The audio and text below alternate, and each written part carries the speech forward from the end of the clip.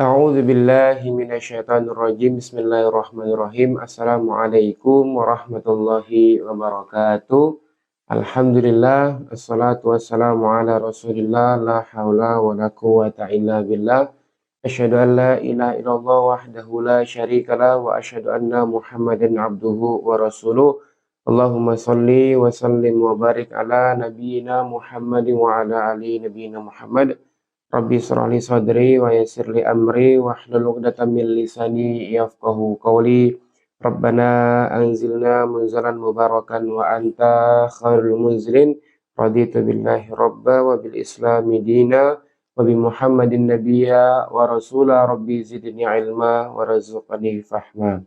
Allahumma inni as'aluka ilman nafi'an wa rizqan thayyiban wa amalan mutaqabbalan.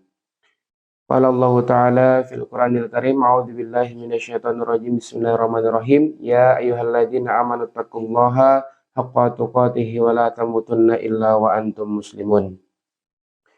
Alhamdulillah rabbil alamin. Sahabat Buya Bayu dimanapun Anda berada, puji syukur senantiasa kita haturkan atas kehadirat Allah Subhanahu wa taala, yang dimana Allah masih memberikan sebuah kenikmatan yang sangat luar biasa, yang sampai hari ini, sampai detik ini, sampai subuh kali ini kita masih bisa merasakannya, dan nikmat ini tidak bisa disandingkan atau tidak bisa dibayarkan atau tidak bisa diganti dengan kenikmatan-kenikmatan lainnya, yaknilah nikmat iman dan nikmat Islam.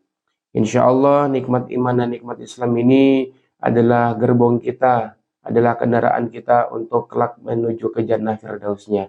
Semoga sahabat Buya Bayu dimanapun Anda berada, senantiasa kita diberikan istiqomah sampai nanti husnul khatimah. Amin amin ya rabbal alamin. Baik sahabatku yang dirahmati oleh Allah Subhanahu wa taala, kedua kalinya sholawat dan salam senantiasa tetap tercurah limpahkan kepada baginda kita, kepada uswatun hasanah kita, kepada role model kehidupan kita, yakni beliau adalah baginda Rasulullah Muhammad sallallahu alaihi wasallam, yang senantiasa kita nanti-nantikan syafaatnya kelak di yaumil qiyamah. Amin Allahumma amin. Baik sahabat Buya Bayu dimanapun Anda berada, alhamdulillah edisi pertemuan kali ini, di video kali ini, insya Allah saya akan membedah buku yang berjudul Menjadi Pengantin Sepanjang Masa, Kiat Menyiapkan dan Merawat Pernikahan, yang ditulis langsung oleh Syekh Fuad Soleh.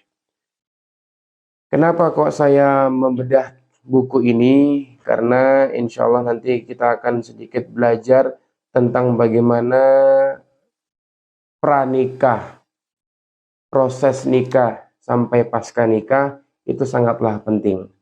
Ya, makanya saya beriktikat untuk membedah buku ini. Insya Allah nanti apa yang saya sampaikan bisa bermanfaat buat teman-teman semua, dan insya Allah bisa diterapkan dalam kehidupan teman-teman semua.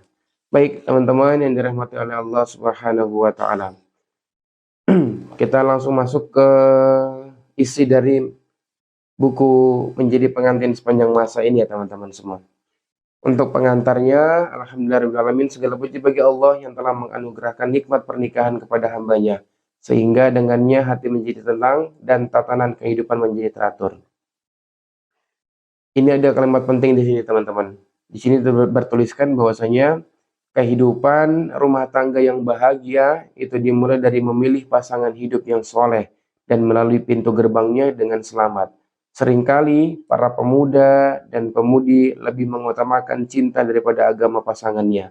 Padahal cinta sejati adalah cinta yang tumbuh setelah menikah.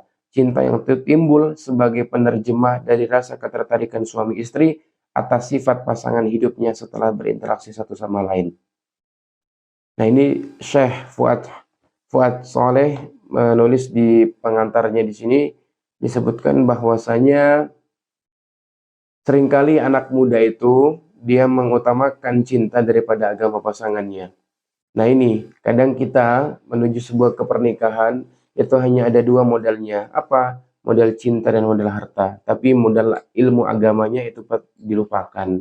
Nah, maka insya Allah kita pagi ini akan belajar bareng. Hari ini kita akan sharing bareng bagaimana sih cara mendapatkan pasangan atau cara memilih pasangan yang baik. Selain itu, Rasulullah SAW dengan tegas mengatakan, apabila datang kepada kalian orang yang kalian sukai agama dan akhlaknya, maka nikahkanlah dia. Jika tidak kalian lakukan, akan ada fitnah atau petaka dan kerusakan. Hadis riwayat At-Tirmizi. Cinta yang timbul sebelum menikah akan mudah terkikis dengan keburukan yang akan bermunculan dari pasangan hidupnya setelah pernikahan. Nah, maka pernikahan memang perlu direncanakan dengan matang sehingga Syekh Fuad Soleh di bukunya ini menulis, mengingatkan berkali-kali dalam buku ini, bukalah mata Anda lebar-lebar sebelum menikah dan bukalah sedikit saja setelahnya. Karena pondasi yang kokoh sebelum menikah akan berimbas pada kehidupan setelahnya. Maka kenapa dikatakan yang namanya pernikahan ini adalah separuh agama, karena memang isi dari sebuah pernikahan ini adalah pahala semua, ya. Maka kalau tidak diawali dengan hal yang baik, tidak diawali dengan proses yang baik, maka ini sangat rugi kita sebagai umat manusia, sebagai hambanya Allah Subhanahu wa Ta'ala. Ketika kita menikah itu modelnya hanya ada dua tadi, yakni adalah cinta dan harta. Tapi untuk ilmu agama sendiri tidak kita laksanakan atau tidak kita perhatikan. Nah, baik. Kita masuk ke mukadimah. Di sini Nabi SAW pernah bersabda, "Man aroda ayyal qallaha tahiran mutahharon falyatazawwajil haraira." Barang siapa yang ingin berjumpa dengan Allah dalam keadaan suci dan disucikan, maka hendaklah ia menikahi wanita baik-baik. Amma ba'du. Nah, nikah merupakan kebutuhan pribadi dan sosial. Sudah menjadi keniscayaan jika sebagian besar manusia pada suatu saat akan menghadapi fase berumah tangga, yakni sebagai seorang suami istri. Keluarga adalah pondasi yang mendasari bangunan masyarakat. Bila bangunan ini berdiri di atas pondasi yang kokoh, niscaya pernikahan itu akan menjadi pernikahan yang sukses. Jadi miniatur peradaban kita di muka bumi ini, yakni itu adalah berawal dari rumah masing-masing. Nah, berawal dari rumah masing-masing itu bisa dicek atau bisa dibangun atau bisa dibentuk itu dari mengawali dengan proses pernikahan tersebut. Nah, itu. Nah, di sini kita masuk ke bab pertama, yakni adalah tentang pernikahan. Selanjutnya di bawah bab itu ada subbab yang namanya adalah menikah itu kebutuhan. Banyak orang yang mengenal pernikahan hanya sebagai hubungan yang disyariatkan antara pria dan wanita. Pemahaman tentang masalah pernikahan pun berbeda-beda sesuai dengan perbedaan status sosial dan tingkat pemikiran masing-masing. Akan tetapi, nah ini kerennya teman-teman semua, dalam Islam, tentang pernikahan jauh lebih lengkap dari itu semua. Allah telah menjadikan pernikahan sebagai salah satu sumber ketenangan dan ketentraman. Sekali lagi saya katakan, bahwasanya di dalam Islam yang namanya pernikahan itu menjadi sumber ketenangan dan ketentraman. Sebagaimana dalam hadis atau dalam ayat Ar-Rum ayat 21, Allah Subhanahu wa taala berfirman, "A'udzubillahi minasyaitonirrajim.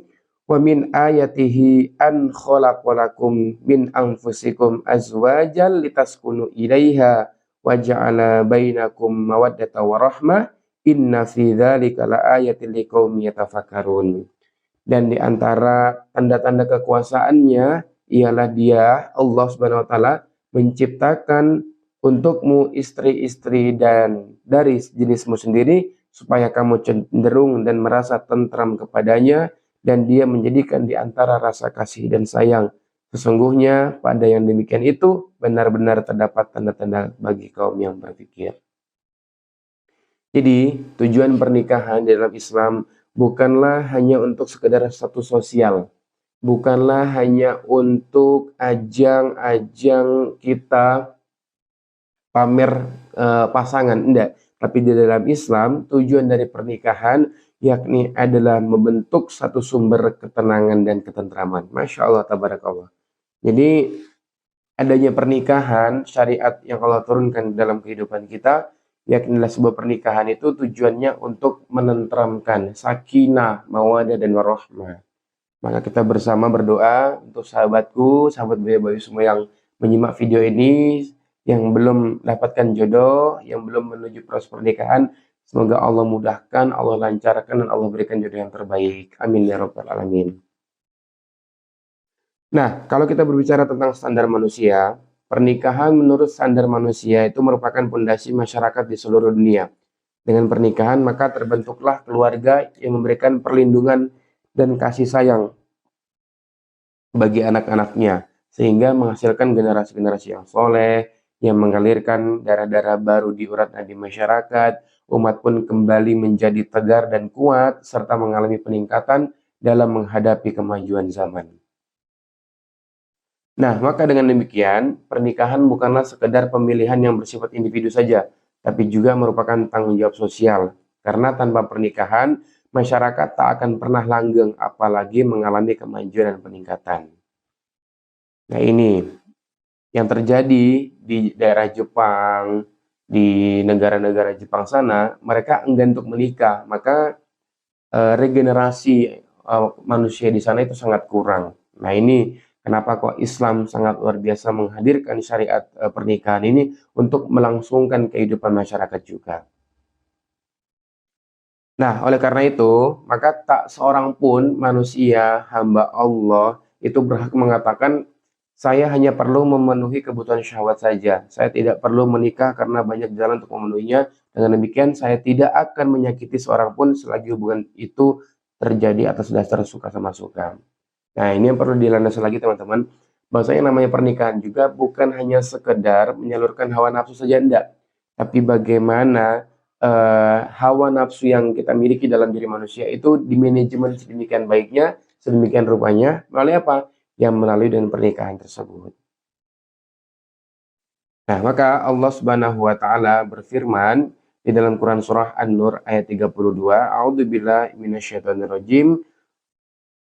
Wa ankihul ayyama minkum wassalihina min ibadikum wa imaikum iyakunu fuqara yughnihimullahu min fadlih wallahu wasi'un alim. Yang artinya, dan nikahkanlah orang-orang yang sendirian di antara kamu dan orang-orang yang layak kawin dan dari hamba-hamba sahayamu yang laki-laki dan hamba-hamba sahayamu yang perempuan.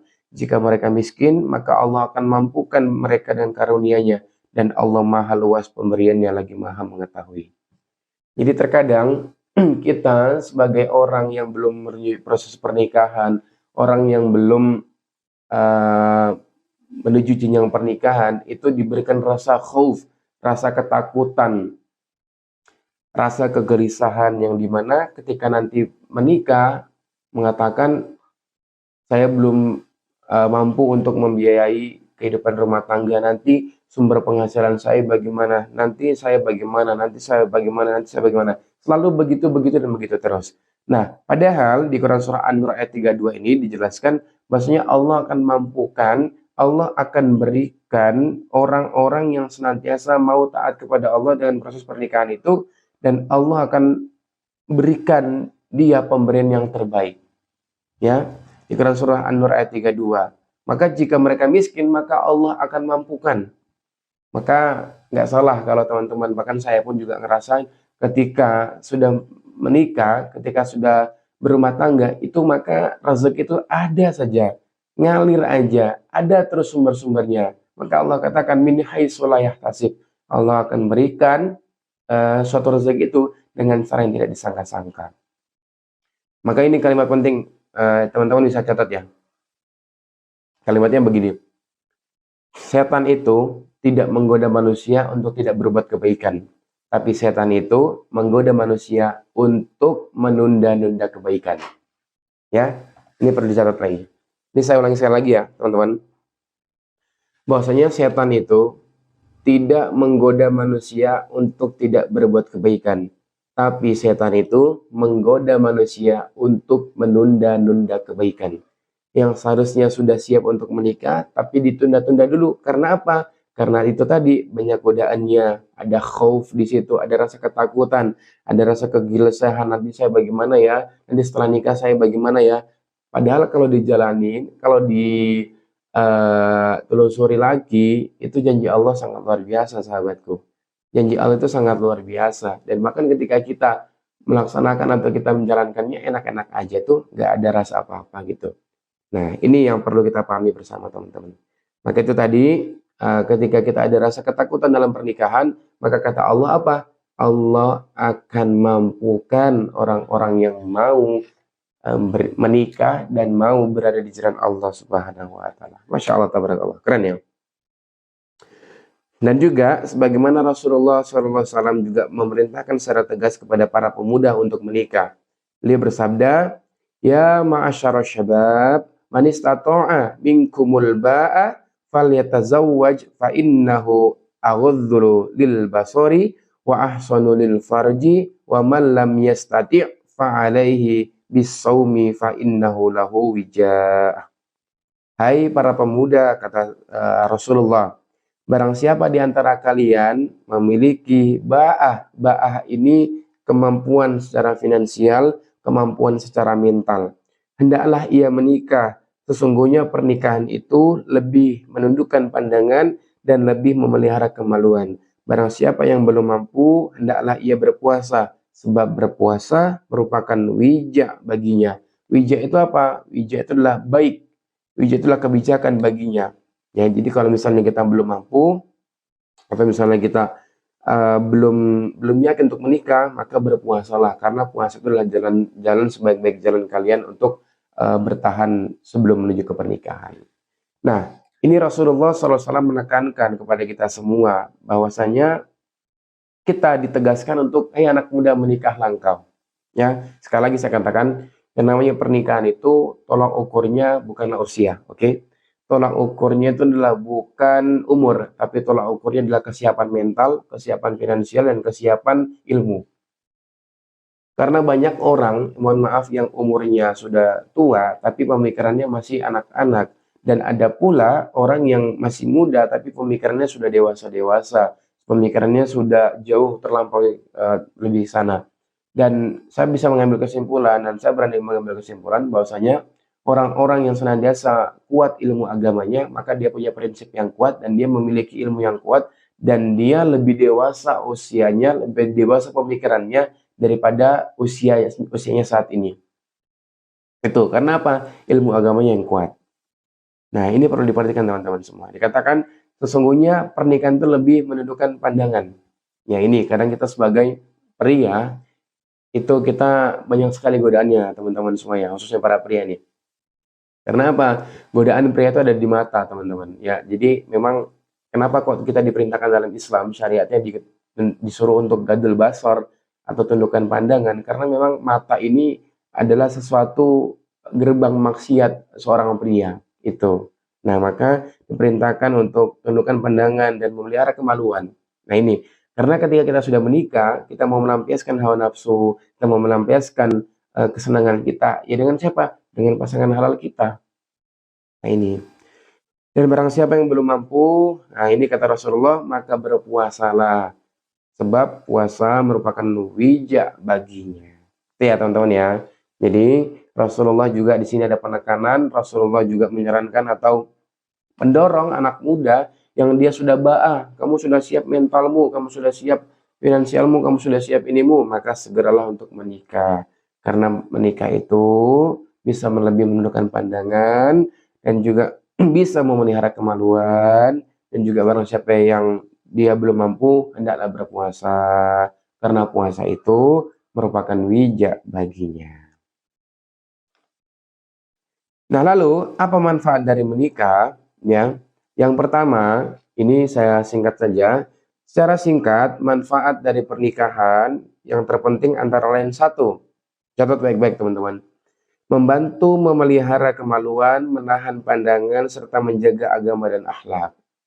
Ini yang pertama. Yang kedua, manfaat dari pernikahan yakni adalah pahala dan balasan yang besar dengan memenuhi perintah Allah dan Rasulnya untuk menikah. Kenapa kok pahala dan balasan yang besar? Karena ini sebuah syariat Islam, ini sebuah perintah dari Rasulullah juga. Maka ketika barang siapa yang dia menjalankan sebuah pernikahan itu atas dasar ibadah kepada Allah dan atas perintah dari Rasulullah, ya maka mencontohi Rasulullah, ya maka balasannya adalah pahala dan balasan yang besar Ya tentu dengan cara mengawali pernikahan tersebut dengan cara yang benar, mengawali pernikahan tersebut dengan syariat Islam yang benar, tidak dengan pacaran, tapi dengan proses ta'aruf dan segala macamnya. Yang ketiga, ya faedah dari pernikahan atau manfaat dari menikah. Yang ketiga, mewujudkan jalinan kasih sayang dan kesehatan antara suami istri yang dapat menepis kesedihan dan mengatasi penyakit jiwa dan fisik yang disebabkan oleh kesendirian, keterasingan, dan hidup membujang. Nah, ini ternyata ya kita diperintahkan untuk menikah. Manfaat dari menikah itu juga telah mewujudkan jalinan kasih sayang, ya, dan kesehatan antara suami istri yang menepis kesedihan dan mengatasi penyakit jiwa dan fisik yang disebabkan oleh kesendirian. Jadi hati-hati ya bagi yang jomblo nih, yang terlalu lama atau belum menikah atau terlalu lama menjomblo, ini hati-hati ya, karena dengan kesendiriannya kita, dengan keterasingannya kita dan membujangnya kita, itu kadang bisa mengatasi kadang bisa membuat penyakit jiwa dan penyakit hati, itu ya. Dan yang keempat, manfaat pernikahan yang adalah dengan pernikahan terwujudlah keturunan soleh yang diantara faedahnya satu, memperbanyak keturunan kaum muslimin. Ya, jadi tujuan kita bagaimana menikah itu adalah melanjutkan keturunan kaum muslimin, ya. Karena kita berharap ya anak keturunan kita, anak cucu kita ke depannya itu akan menjadi generasi-generasi pejuang Islam. Ya, sangatlah rugi ketika kita mencetak sebuah generasi itu bukan mencetak generasi untuk Islam, untuk memperjuangkan Islam, tapi malah digunakan hal-hal yang tidak baik. Ini bahaya. Yang selanjutnya, kedua orang tua memperoleh pahala yang besar dengan mendidik anak-anaknya dan karena bersabar atas kematian mereka. Tuh. Di sini juga manfaat dari pernikahan adalah kedua orang tua memperoleh pahala yang besar karena apa? Mendidik anak-anaknya. Selanjutnya, memperoleh manfaat dari doa anak semasa kedua orang tua masih hidup dan setelah meninggal dunia. Nih, manfaat dari pernikahan adalah melanjutkan keturunan. Dan setelah keturunan itu lahir, bertumbuh menjadi dewasa, maka ketika kita masih hidup dan ketika kita sudah meninggal dunia, maka ada anak soleh yang keturunan dari kita yang langsung mendoakan kita. Nah, maka di dalam sebuah hadis diriwayatkan bahwasanya ketika kita meninggal dunia, maka hanya ada terputus semua amalan kecuali 3 amalan. Yang pertama itu adalah shadaqatun jariyah, yang kedua ilmu yang bermanfaat, dan ketiga adalah apa? Doa dari anak-anak soleh. Inilah manfaat dari kita menikah, teman-teman semua ya. Nah itu. Yang kelima, dengan pernikahan, hubungan sosial semakin erat. Jalinan cinta, jalinan kasih sayang, dan saling memahami di antara manusia semakin kuat. Sehingga kehidupan ekonomi pun menjadi cemerlang. Yang keenam, saling membantu dalam urusan agama dan dunia. Berapa banyak istri soleha menjadi penyebab suaminya mendapatkan hidayah, dan begitu pula sebaliknya. Nih, dicatat baik-baik teman-teman ya. Dicatat baik-baik. Ya, kehebatan seorang pria itu tidak kalah lepasnya dari peran seorang muslimah di balik sosok pria tersebut. Ya, di balik sosok pria yang hebat ada wanita yang hebat. Maka kita ya wanita, teman-temanku, sahabatku, sahabat Boy Bayu dimanapun Anda berada, ketika kalian menjadi seorang wanita, kelak akan menjadi seorang istri, menjadi seorang wanita soleha, menjadi ummu madrasatul ula, maka supportlah suamimu, maka dukunglah suamimu, ya, karena dari engkau mendukung, engkau memberikan ridho, engkau minta ridho kepada suamimu, maka suamimu itu insya Allah akan dimudahkan rezekinya oleh Allah Subhanahu Wa Taala, ya. Karena ini apalagi nih, saling membantu dalam urusan agama. Wa ta'awanu 'alal birri wat taqwa. Saling tolong menolong dalam ketakwaan. Istri mungkin sedang futur dalam keimanannya, maka suami turut membantu mengecas kembali keimanannya. Begitu pula sebaliknya, ketika suami sedang futur dalam mengajinya, maka istri turut serta untuk mensupport agar sang suami lebih semangat lagi untuk mengaji. Maka di sini ada koordinasi, ada kombinasi, dan ada perpaduan antara sepasang kedua insan ini, ya, itu.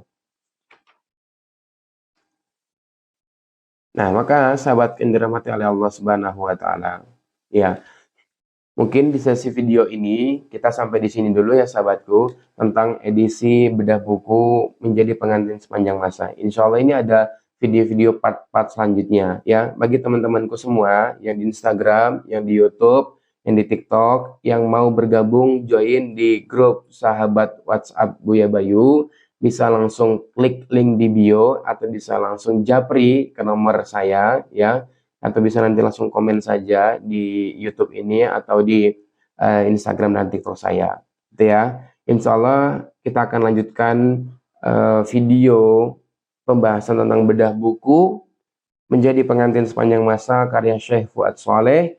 Insya Allah kita akan lanjutkan di part-part selanjutnya ya. Jadi di video ini, di pertemuan kali ini kita sudah membahas tadi tentang pengantar penerbit dan juga mukadimah dari Syekh Fuad Soleh, dan kita juga tadi sudah masuk ke bab pernikahan yang dimana di bab pernikahan itu ada sub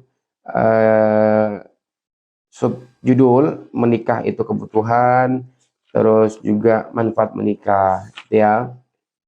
Itu jadi baru dua itu yang kita bahas, yakni adalah menikah adalah sebuah kebutuhan, yang selanjutnya adalah tadi faedah dari pernikahan adalah dari manfaat dari pernikahan. Insya Allah next kita akan melanjutkan sub-sub judul yang lainnya ya. Baik teman-teman, barakallahu fikum, tetap stay di YouTube Buya Bayu. Insya Allah kita akan belajar bersama lagi untuk kedepannya. Kita belajar tentang bagaimana meraih ridho atau menggapai kebahagiaan hidup, menggapai kebahagiaan hidup dunia dan akhirat melalui dengan pernikahan ya. Baik sahabatku semua yang mungkin masih jomblo-jomblo, ya semoga senantiasa Allah berikan kekuatan bahunya untuk terus tegar dalam kehidupannya sampai di titik di mana bertemu dengan jodoh terbaiknya. Ya, untuk yang sudah menikah ya saya doakan semoga kelak menjadi atau senantiasa menjadi keluarga yang sakinah, mawaddah dan warahmah, dan semoga majelis ilmu ini senantiasa tetap terus berjalan, dan semoga teman-teman semua senantiasa diberi kesehatan oleh Allah Subhanahu wa taala. Alhamdulillah, barakallahu fikum. Baik, kita ucapkan alhamdulillah bersama-sama. Alhamdulillahirabbil alamin. Kita ucapkan istighfar 3 kali. Astagfirullahalazim, astagfirullahalazim, astagfirullahalazim. Kita sempurnakan dengan doa kafaratul majlis. Subhanakallahumma bihamdika asyhadu an la ilaha illa anta astaghfiruka wa atubu ilaik. Itu ya teman-teman. Sedikit atensi buat teman-teman semua. Bagi yang mau tahu video selanjutnya, silakan simak di YouTube saya di Buya Bayu Official ya. Jangan lupa di subscribe teman-teman semua, dan jangan lupa kita tunggu info-info selanjutnya. Kita tunggu next video-video tentang kita bedah buku menjadi pengantin sepanjang masa ya. Barakallahu fikum teman-teman semua, berkah selalu. Wassalamualaikum warahmatullahi wabarakatuh.